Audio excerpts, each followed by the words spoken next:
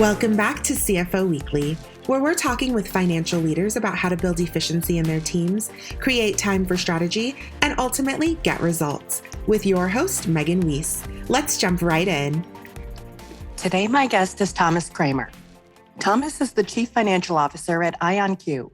Mr. Kramer is an experienced Chief Financial Officer with an extensive background leading companies through rapid growth.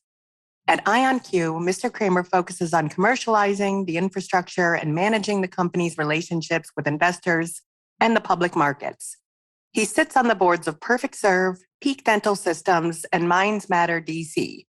Previously, Mr. Kramer was the CFO of Opower, where he guided the company through its initial public offering and its sale later to Oracle, and co-founder and CFO of Cvent, where he took the company from zero revenue through the largest private software financing in the United States at that time. Thomas, thank you so much for being my guest today. Thank you, Megan. It's a pleasure to be here.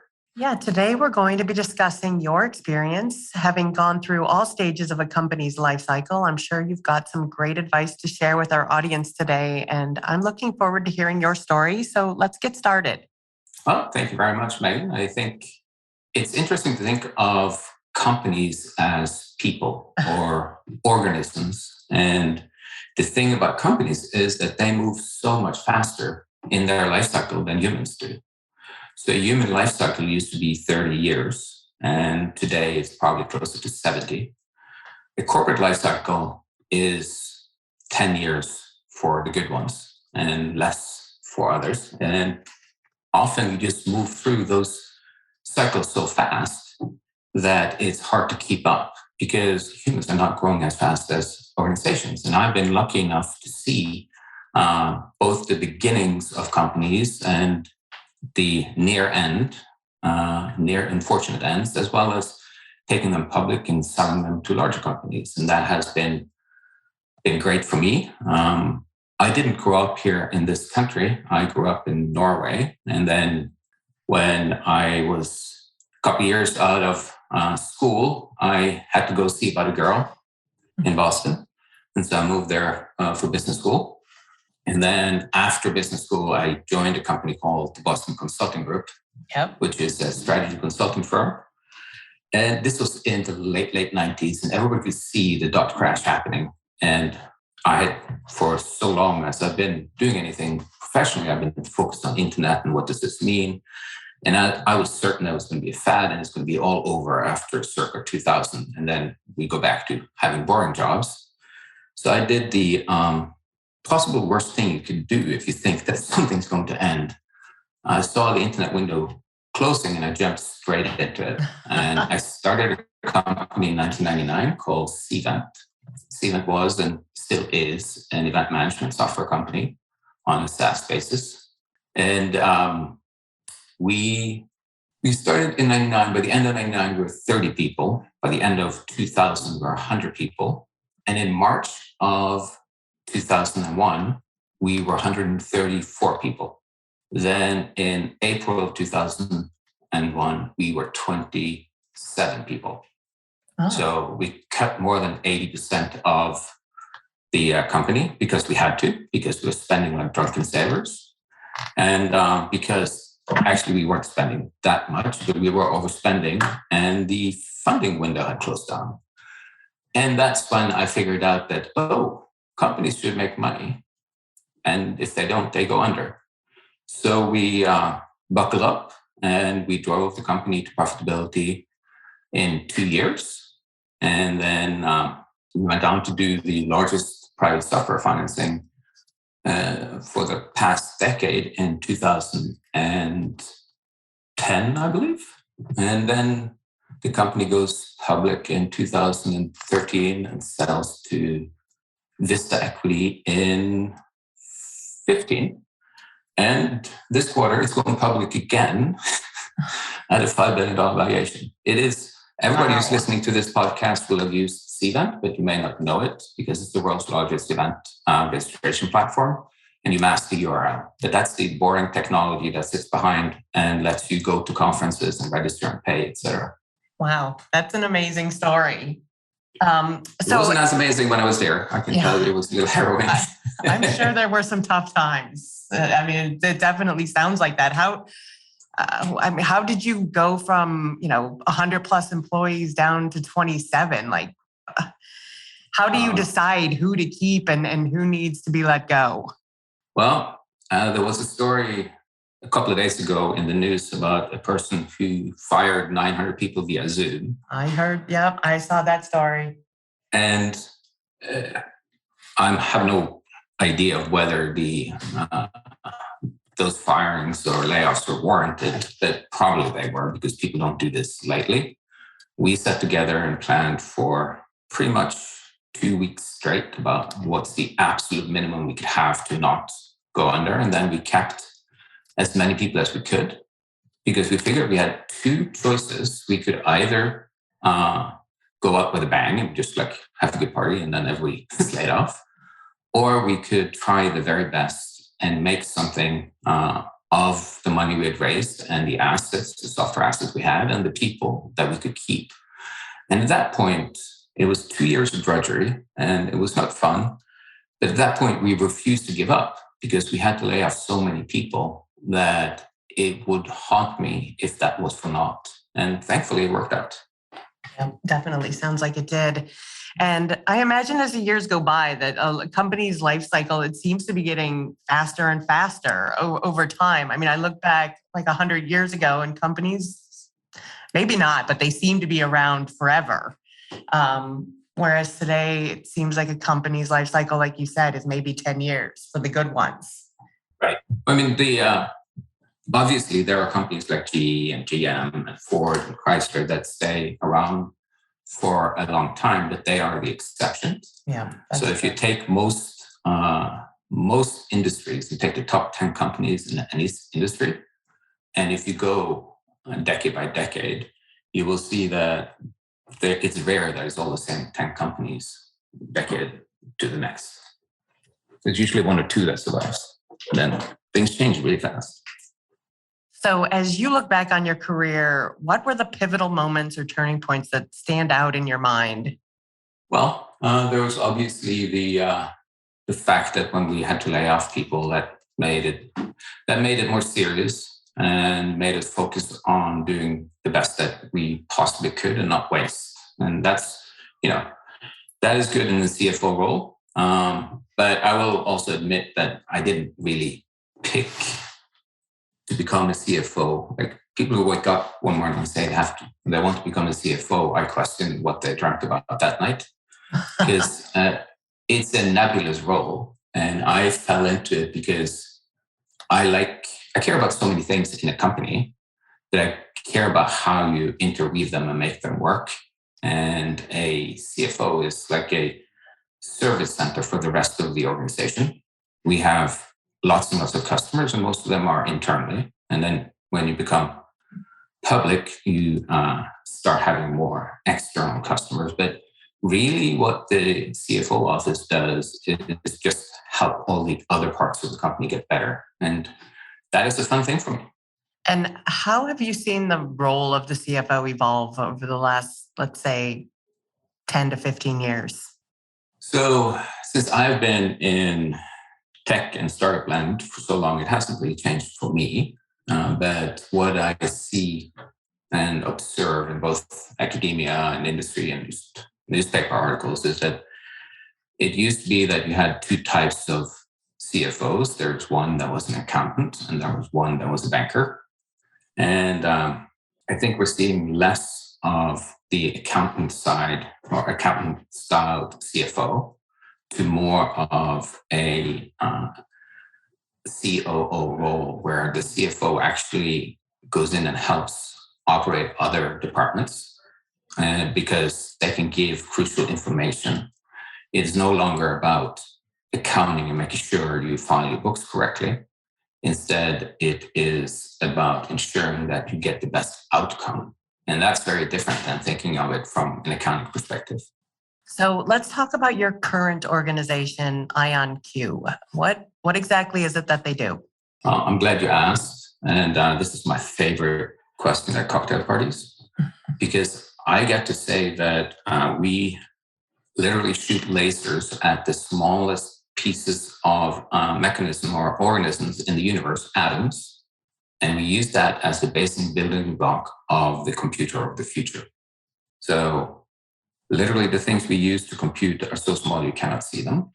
And you might ask yourself, why do you do this? Well, we've all heard about Moore's law, about how computing capacity doubles every 18 months and the price stays the same. For quite some time, we have no longer been able to quite double the capacity of a computer every 18 months. And that is because we're reaching the physical limits of how many transistors you can put on the chip, because they're so tiny. Like your iPhone has hundreds of thousands, if not millions of them. And there's just limits to how small they can get. Additionally, there are some problems that today's computers are not very well equipped to handle, and because they require a different way of solving the problem. As an example, if you look at UPS, each driver at UPS can do about 120 deliveries per day. To figure out the ideal way of organizing his delivery route is something called a factorial. And if you remember back to high school math, that means that to find the number of possible combinations that you could run a delivery route, you take, and there are 120 stops, you do 119 times 118 times 117 times 116 and so forth. The number is so large that it's larger than the age of the Earth in nanoseconds. So a computer can't actually calculate the optimal delivery route today. Famously, UPS's solution to this is that they only make right turns. And so the scheduler will ensure that trucks only take right turns because then you have to wait less. So this is a very well-known problem, and it's because computers have to solve things sequentially. But it's because it's using a particular kind of math. And there are other types of math. For about 100 years, there's been a field within physics called quantum physics or quantum mechanics, which deals with how to solve for algorithms like this. And it's relatively well understood. The only problem was that people who did understand it were people like Einstein and Feynman and a number of physicists that nobody else could understand. Today, the field has gotten much larger, and now people have been trying to put quantum mechanics into a compute structure. The challenge with this is that if you do it on a classical computer, you will need so much hardware that you end up using more and more data centers just to solve these equations. If you instead build a computer that works differently, then you can solve these problems that heretofore has not been able to be solved in a reasonable time. And the way you do that is by using qubits as the basic building block instead of bits. So bits is like a light bulb. It can be 0 or 1. A qubit can be both 0 and 1 at the same time, and they will have a probability distribution between them.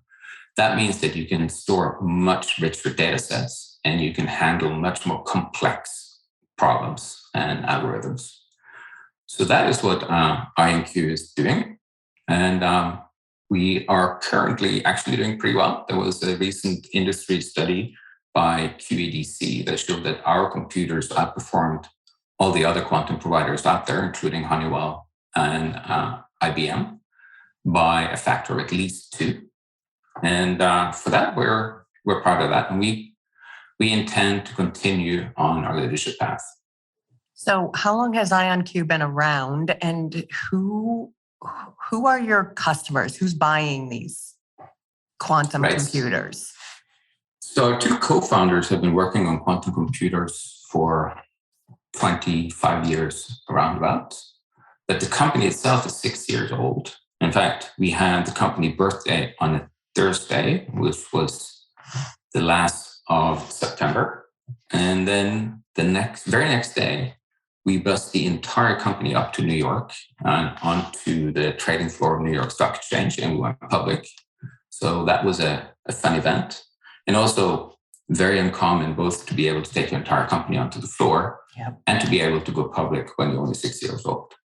And Well, that is an amazing feat for sure. But what are your proudest achievements since joining IonQ? So I think that the success of this company lingers on, can we get the best people? And I am very proud of having hired a great staff that works with me in finance. And in particular, we have Jordan Shapiro, who comes to us from NEA, which is a big VC, who was so excited about this particular company that he decided to stop messing around being an investor and instead come do real things. Additionally, I hired Kevin Kamey, who was the controller at my last company, Opower, and we took that company public together. And it's great to be working with people that you already know, because it takes down uncertainty and enables you to deliver faster things. Of things that from the finance side that had gone well for the company is, as you probably know, we went public via SPAC. And a little unknown detail for most lay people, at least, about SPACs is that right before you complete the transaction and you merge with the SPAC company, all the holders of the shares in the SPAC can ask for their money back. And that is, pretty harrowing, because you're doing this merger so that you can get the money. We are wanting them to build bigger and faster and better quantum computers, of course. But since SPACs fell a little out of favor around April, May this year, what's known as redemptions, that's investors asking for their money back, went extremely high. So right when we went out, the average size of a redemption for companies that had traded less than $10.25, say 2 weeks prior to when the redemption notice go out, would have 56% of their capital redeemed. So we are raising $300 million through the SPAC, and to have half of that just go away because people changed their mind, well, that was not a happy feeling. But we did the only thing we could do, which is talk to our investors and convince them of what it is we're doing, what's the roadmap, why is this company worth investing in. And we were lucky enough to only see 2.5% redemptions for our SPAC. And that is, given the times, a heroically low number, of course. So you're actually the second CFO that I've talked to this year that has gone public through a SPAC. You mentioned that they fell out of favor in March or April of this year. Why was that? Well, there's been an unprecedented buildup in SPAC as vehicles to go public, and there's a lot of money right now seeking for investments, and you could surmise that would eventually lead to them seeking less high-quality investments, and therefore it could be a risk to the investing public. And there's been a lot of press about it back and forth, and then the SEC was a little late to the game in terms of regulations. And in April and May, they came out with a new rule for how to account for warrants, exactly where they should sit on the balance sheet. And then there was lots of articles about that and how this is bad or good. The reality is that where you put your warrants on the balance sheet is completely irrelevant for what's going on when you're taking a company public. But it was the SEC's way of signaling a greater interest in managing this particular financial vehicle, which I think is a good thing. It should be managed. It should be just as well thought through as a regular S1 process for going public. And I would say that the way we went public, even though we went through, there's this SEC form called the S4, and for a regular IPO use an S1, the work we did was almost identical, because when I took Opower public, we had actually the same bankers. It was Goldman Sachs and Morgan Stanley, and we used a top-end law firm and a top-end accounting firm, and they just won't do it any other way. So it was all the same work. It was not faster than traditional IPO for us, and we felt really good about it. But there is there's a category of SPACs who think that going out this way is just fast and easy, and we can pull things by the market in a way that wouldn't be allowed in the other format of going public, i.e. an IPO. And that has caused some, grumblings in the market. But as long as your company is fundamentally sound, of course, it doesn't matter which mechanism you choose to go public.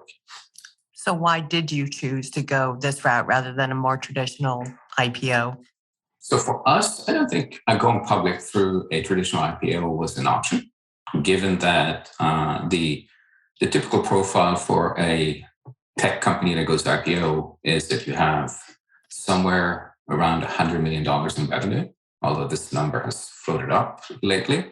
And then you need to be on a fast growth trajectory of like 30%, at which point you will get the attention of investors. IonQ is very early on in its commercialization strategy. That means that we don't have $100 million in revenue, but we foresee such fast developments that this will follow quickly. And there are no public investment vehicles to invest in quantum computing. So it was an underserved part of the market for capital, if you want. And the alternative for us was to just raise a ton of money through private means. But typically you raise for 18 months, then you go out and raise again. And that is very time consuming. And we saw a way to go out and raise $650 million through a SPAC in a pipe and all in one fell swoop, which will allow us to deliver on our technical roadmap and get to cash flow profitability without doing more fundraising. And that was very attractive to us. And what do CFOs need to know before they make the decision or venture through the process of going public? Well, going public for any methodology that you pick, the most important thing for CFOs is to have enough visibility that you can forecast accurately. And that may seem like table stakes, but in a small company, and you just started, you're a couple of years old, you really don't know what's going to happen the next month or next quarter, because there's always new things that you never heard about. And then you have to implement those. That isn't a good situation to be in the public market, because public investors appreciate consistency more than anything. And having gone through all stages of company development, from founding and raising venture capital to IPO and then public reporting and exit, which of those is your favorite stage and why? Yeah, so every stage, apart from stages where you have to downsize, has something to offer that's interesting. It's always fun to do transactions. There's adrenaline and such, but if all you do is transactions, it also just becomes a little short-sighted. I like to be in the stage of a company where you're still developing the product and you can see the future being created right in front of you, and to be part of that team that does that, both in bringing forward the product as well as see the growth and the commercial success is fun. There's just opportunity when companies grow, and the ability to hire more people and go into new market it's very exciting. And you mentioned that one of the things you were proudest of was hiring a great team. So these days, seems like talent is just in short supply, no matter where around the globe you're looking. So what advice do you have for hiring the best people and then making sure that they stick around? Well, since we are in the middle of the, what is it called? The Great Resignation. Yes. It's a very pertinent question. I think that the best you can do is to be honest and tell people about both the company that you're hiring for and also the team that they're being hired into. And then once they have accepted your offer, building a team that cares about each other and that cares about its development is very, very important. It can be tempting in today's world to just zoom it in and never leave the house and just go to the meetings, deliver your stuff. But you're going to lose some of the connecting tissue that we have in society if you don't interact with people. Because when you interact is when you learn and you create things out of nothing, because you have more input than just your own. And so when you do this in a consistent fashion, repetitive, people will see that they get something out of it. And I fundamentally believe that people are not going somewhere just for the money. People don't even leave their job just for the money. People leave their job because they think their job doesn't want them. And so you have to make sure that your employees knows that you want them to stay, and they make the company better. Yeah, I do agree that people want to feel appreciated. And I think that's awesome that you guys took a bus up to New York City with every single one of your employees for that event on the New York Stock Exchange floor. It was fun. It was definitely fun. So what advice would you give for CFOs who are looking to raise venture capital? Well, first off, you should know your company, and you must believe that it's worth investing that money. The greater fool theory doesn't really work in the long run. And the other part of it is that there's always a temptation to, even if you act like you know what your business does, you know why it's great and why it's going to make money in the future, there's always a temptation to lean into what you think that the investor wants to hear. And that can often be a mistake, because you end up just doing things because you want that next tranche of money in from somebody, and you lose focus. If your company is worth investing in, it's because the ideas that were put into it, creating it, and the team that you put up and the market that's there, is because that analysis was right. And I wouldn't listen too much to what investors say until they're on your board, because you just lose focus.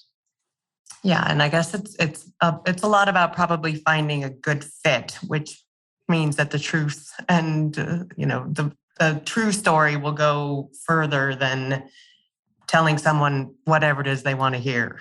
That's right. That's absolutely right. But it's a good environment to raise money in. And so although you have to always present far more than you'd like, in today's market, there is more money out than there's ever been.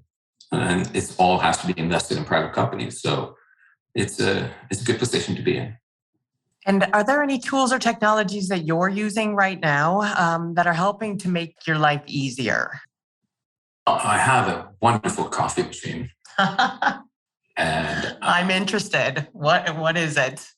Well, I have a Rocket Giotto R58 or R60, and it has 2 boilers, so I can get a fast espresso. And if I want to make an Americano, there's already hot water for that, and I can steam the milk at the same time. And this is a wonderful thing. And you have to focus on what makes your life efficient and what gives you the small pleasures in life. For me, it's waking up in the morning and making myself a strong espresso.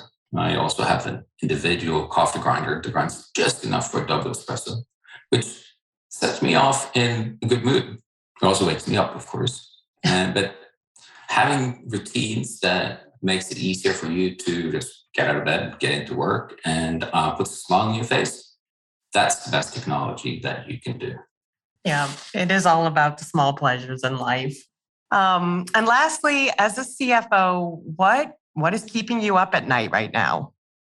Well, I try to get enough sleep. I think that's very, very important. I agree.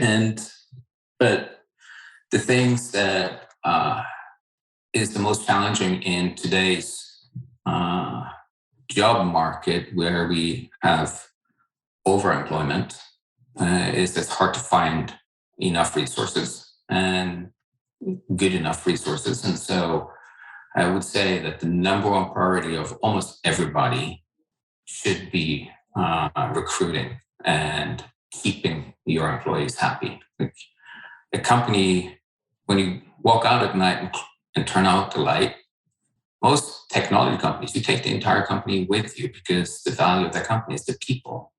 We're not banks. We don't have, gold coins or diamonds laying around. And so the people is the most important asset in any firm. And so that is what I try to focus on.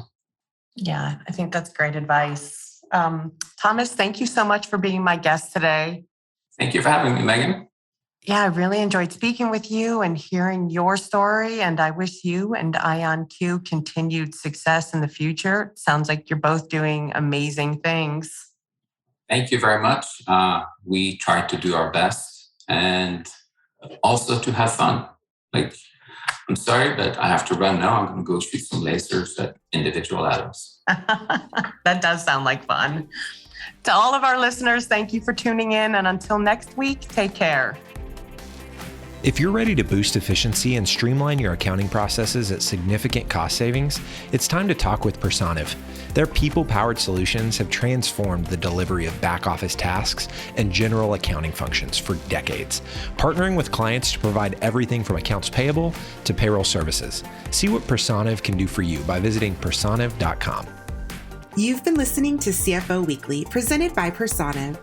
Please subscribe wherever you get your podcasts to hear all of our episodes. Want to learn more? Check out personiv.com. Thanks for listening.